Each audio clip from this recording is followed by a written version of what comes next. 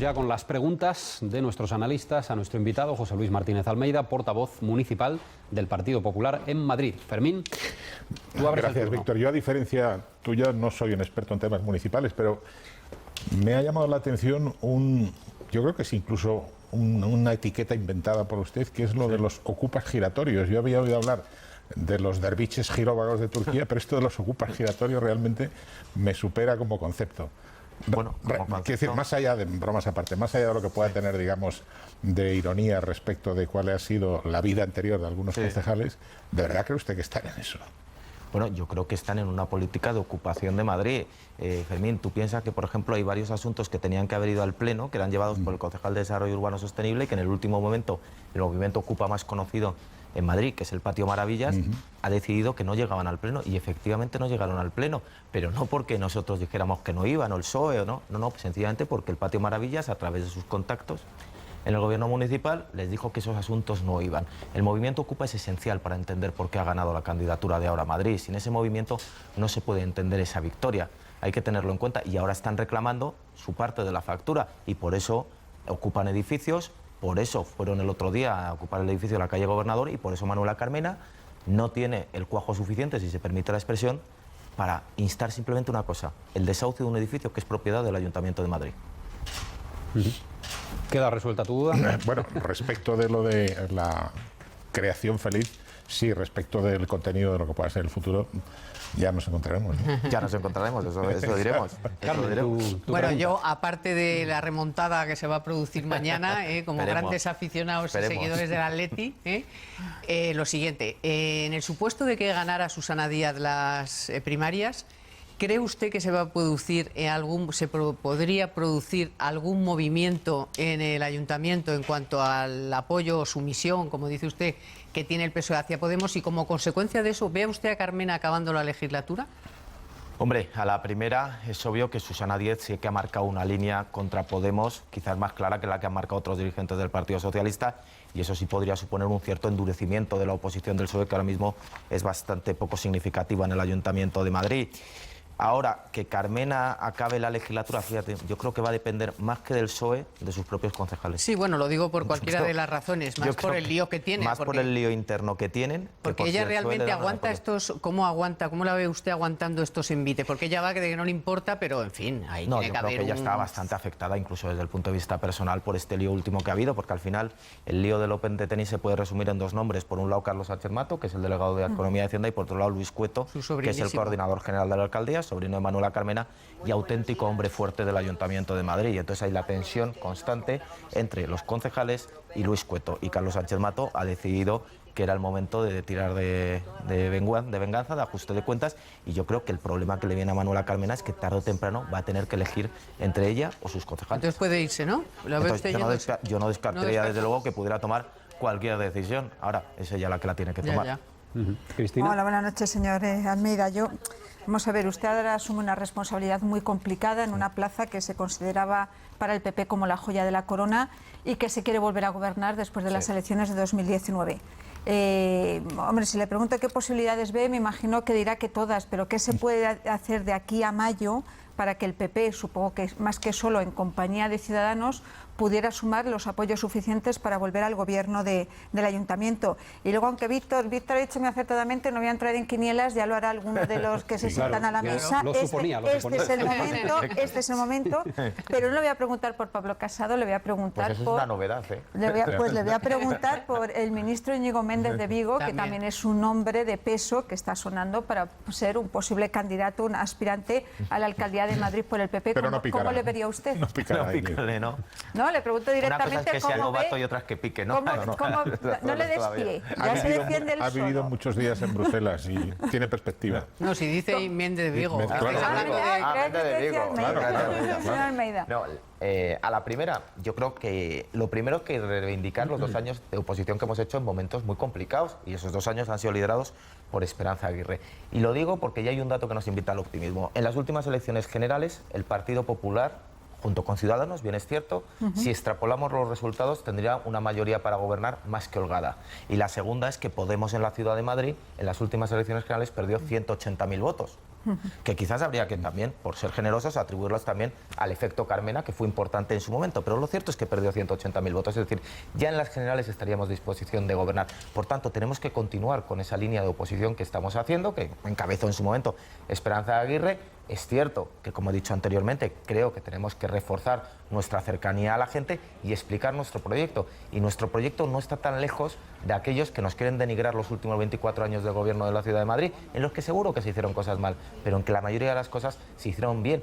Y si no, la mejor prueba es que los ciudadanos nos siguen permitiendo ser el partido favorito de los madrileños después de tantos años y en las circunstancias tan complicadas que estamos pasando. Hay que recuperar la confianza de los madrileños, hay que hacerles sentir otra vez que somos los mismos que hicimos el milagro de Madrid, que lo podemos volver a hacer. ¿Y Méndez de Vigo? Y Méndez de Vigo, como Pablo Casado, cualquiera que venga a Madrid, lo que también digo es que lo primero que hará cuando tome posesión como alcalde será agradecer el trabajo del grupo municipal.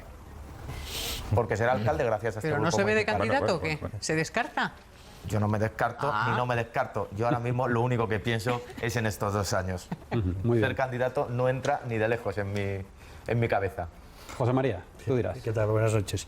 Creo que hace bien, empezando con tranquilidad, ¿no? Porque estos 2 años sí serán cuesta arriba de todas maneras, ¿no? Sí, muy cuesta arriba. Yo le quiero preguntar por su experiencia política. Además, se lo pregunto a un abogado del Estado. Usted fue, creo, secretario del Consejo de Gobierno de la Comunidad. ¿Cómo se explica algunos de los acontecimientos que vemos ahora en los medios de comunicación? Es decir, ¿qué falla en los mecanismos de control para que no sea posible que una empresa pública sea saqueada, en definitiva? Que se puedan comprar empresas en Latinoamérica, como se hizo, pagando sobreprecios, con cuentas opacas de empresas y sociedades pantalla, etcétera. ¿Cómo puede ocurrir todo eso? Yo creo que es obvio que hay que tomar como punto de partida que efectivamente los mecanismos de control no eran los adecuados. Es decir, es una cuestión que no podemos negar porque la mejor forma de prevenir casos futuros es precisamente partir de esa premisa. La segunda de las premisas, y si se me permite, es que un poco la ironía, es cierto que cuando se producen estas operaciones, pues el que las hace no las publica. Es decir, es muy difícil percibir estas operaciones y cómo se ha producido la compra o la venta de una sociedad y en qué condiciones concretas se ha producido. Recordemos a estos efectos, por ejemplo, que esto era una filial del canal de Isabel II. Es decir, estamos hablando de una sociedad que opera en Sudamérica, que tiene un objeto social muy restringido y a la que quizás estos mecanismos de control efectivamente no llegaron. Y la tercera es que debemos dar un mensaje ya, desde luego por nuestra parte, de que tolerancia cero contra la corrupción.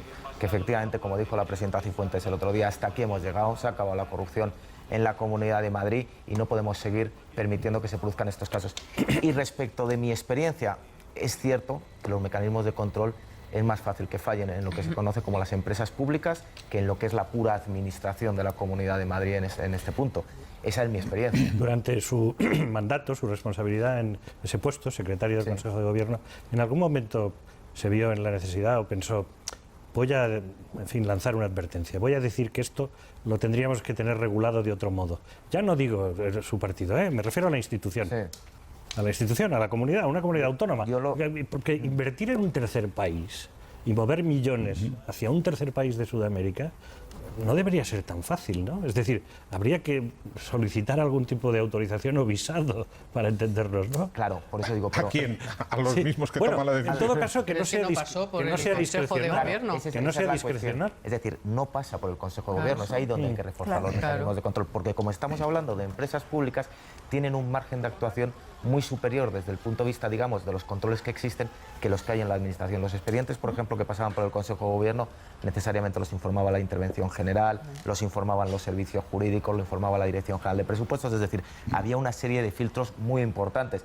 A mí, de hecho, me daban el trabajo bastante machacado, por así decirlo, porque lo que tenía era que ir viendo los distintos informes y detectar si podía haber algún tipo de contradicción. Pero cuando estamos hablando de sector público empresarial, es cierto que hay, y tal y como han demostrado los hechos, se debían haber reforzado los mecanismos de control para que cosas así no sucedieran, y creo que es una tarea que tenemos pendiente. Señor Almeida, yo aceptando la premisa que usted los pone, si no pasa por el Consejo, en principio, ojos que no ven no pueden responder por... Pero en el momento en el que se publica en la prensa que el presidente está en Colombia, en una visita, que aparecen unas fotos y unas imágenes supuestamente obtenidas de manera subrepticia porque le estaban espiando con unas bolsas de toallas que no eran toallas, que decir... Eso no movió, aunque solo fuese a una sospecha interna de aquella famosa historia de decir, hay que ver cómo cunde todo esto. Me lo dices ahora y te doy la razón. No, te lo digo, lo digo ahora, Fermín, de verdad, pero y está te doy la publicado razón hace y digo, mucho tiempo, ¿eh? Pues oye, lo ves 10 años después y dices, hombre, pues sí, joder, a lo mejor podía haberte llamado la atención y tal y cual. Pero en aquel momento, oye, el canal de Isabel II tenía negocios en Sudamérica. Ignacio González era el presidente del canal de Isabel II y por tanto tenía su razón de ser que también viajara a Sudamérica. Me lo dices 10 años después y dices, oye, pues a lo mejor sí, joder, estabas en esa situación. Pero es muy difícil a veces, estando en el contexto correspondiente, advertir esas cosas. Era el presidente del canal de Isabel II que viajó a Colombia con consejeros del canal de Isabel II. Uno presupone y tiene necesariamente que presuponer que era para realizar actuaciones lícitas. Yo me quedo, José Luis, con el hecho de que un abogado del Estado, que por su experiencia, no, considere que la empresa pública, donde usted también tiene, creo, experiencia, ¿no? Sí.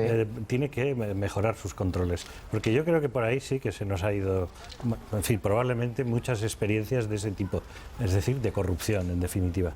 Yo no sé si se atrevería, no digo hacer aquí una relación de propuestas, pero ¿qué habría que hacer para controlar a las empresas públicas y que no sean el punto de escape?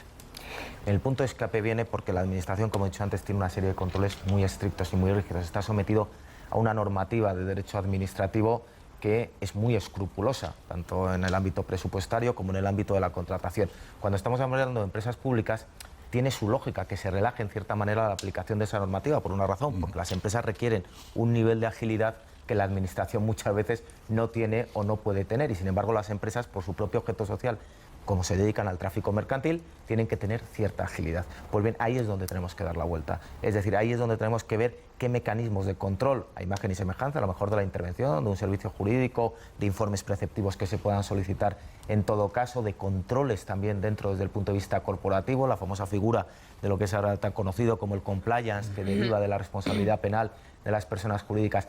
Es todo ese conjunto de propuestas es el que tenemos que conseguir para que las sociedades públicas no se den casos. También digo una cosa, se está avanzando bastante. Por lo menos yo, desde luego, cuando estuve en la SEPI, que fue en el año 2013-2014, se habían implantado bastantes mecanismos de control. Carmen, última pregunta. Nada, era muy breve y viene al caso. Es ¿hasta qué punto todo lo que tiene que ver con la contratación, con la ley de contratos, tiene que ver, o sea, ahí habría que hacer, ¿es un campo abonado para la corrupción o se han hecho cosas pero no suficientes o hay que hacer más? O la ley de contratos, todo el mundo habla de, pero bueno, es que todo es en base a la contratación, siempre en todo lo que es los concursos, que a veces pues se amañan o se subdividen, no sé qué. Todo lo que tiene que ver con el concurso y con la contratación, ¿ahí se ha hecho mucho? ¿O? Yo creo que la ley de contratos es bastante rigurosa. Es bastante rigurosa a los efectos que se persiguen, pero también esto es como todo. Quien hace la ley hace la trampa, por así decirlo, y entonces toda ley efectivamente puede tener determinados mecanismos de los cuales se pueden aprovechar. Lo importante es que cuando se produzcan esos aprovechamientos no repitamos el error y seamos capaces de tener los mecanismos necesarios para que no se vuelvan a producir. Pues ahí lo dejamos. Señor Martínez Almeida, gracias por haber estado esta noche con nosotros, contestar todas nuestras preguntas y hasta una próxima ocasión. Muchísimas gracias. Gracias y buenas noches.